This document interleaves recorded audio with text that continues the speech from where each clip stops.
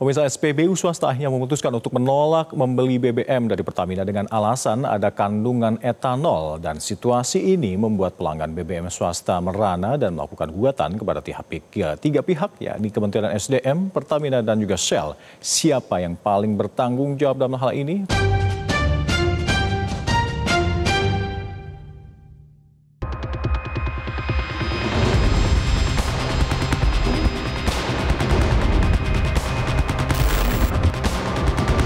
Beginilah suasana di SPBU swasta Shell di Jakarta. Tidak tanpa konsumen yang ramai seperti sebelumnya. Dari papan penjualan, terlihat Shell hanya menjual V-Power Diesel. Shell Indonesia mengumumkan bahwa stok BBM jenis bensin ini sudah habis atau tidak tersedia. Nah, kondisi ini terjadi di seluruh jaringan Shell di Indonesia. Meski begitu, memang kelangkaan ini telah dirasakan oleh SPBU swasta di sejak 2 bulan terakhir, tepatnya pada Agustus 2025. Dan hingga saat ini Shell ini terus berkoordinasi dengan pemerintah dan juga pemangku terkait agar BBM jenis bensin ini sesegera mungkin tersedia lagi di SPBU Shell sendiri.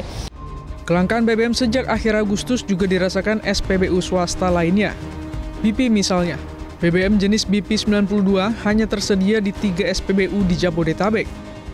Dampak kelangkaan BBM sejak akhir Agustus 2025 dirasakan oleh SPBU swasta seperti Shell, Vivo, dan juga BP. Di tempat saya melaporkan ini adalah SPBU BP di Antasari, Jakarta Selatan, yang mana semestinya SPBU BP ini menjual seperti BP Ultimate, kemudian BP 92, dan BP Ultimate.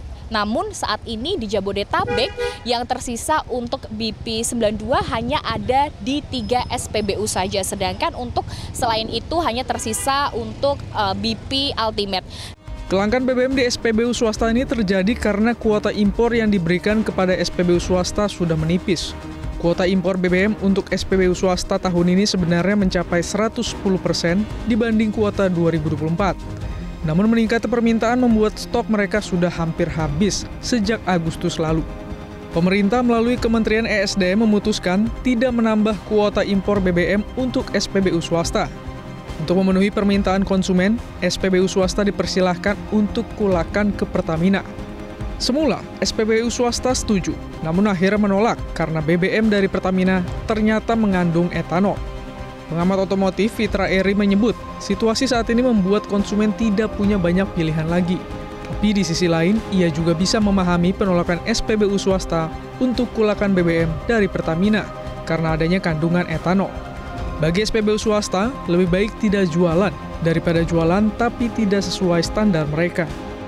Tentunya konsumen sekarang jadi berkurang pilihannya. Kalau sebelumnya itu bisa ke SPBU Pertamina dan SPBU swasta, sekarang kita hanya punya satu pilihan. Tentunya kita sebagai konsumen berharap bahwa ini tidak berlangsung lama.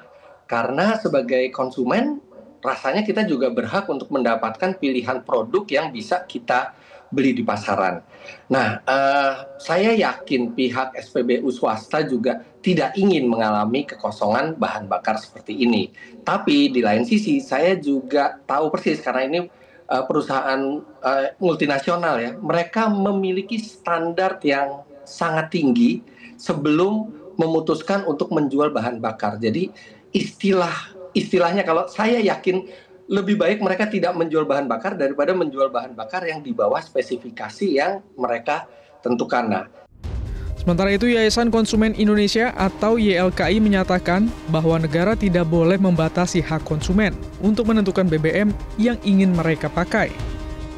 Dan seharusnya negara itu tidak boleh membatasi hak konsumen seperti itu. Entah itu konsumen mengetahui bisnis proses atau tidak di hulunya.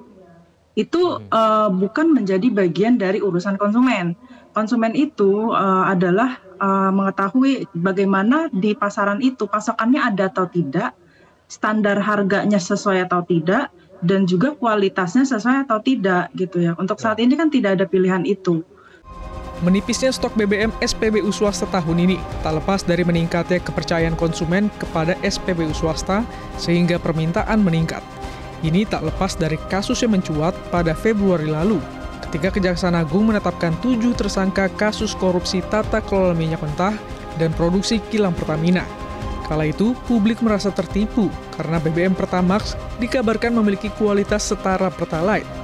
Hal itulah yang membuat banyak konsumen SPBU Pertamina beralih ke SPBU swasta.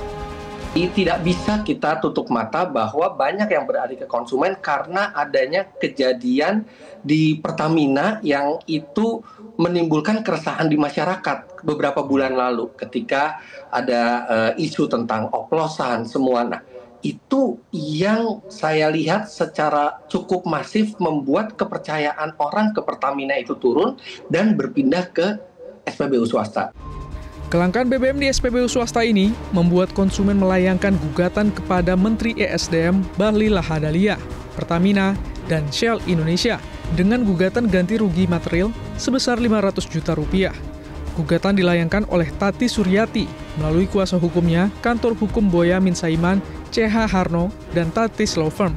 Menteri Bahlil sebagai tergugat 1 dinilai telah dengan secara sengaja melakukan perbuatan melawan hukum dengan memaksa tergugat 2, yakni Pertamina, untuk mengadakan base fuel.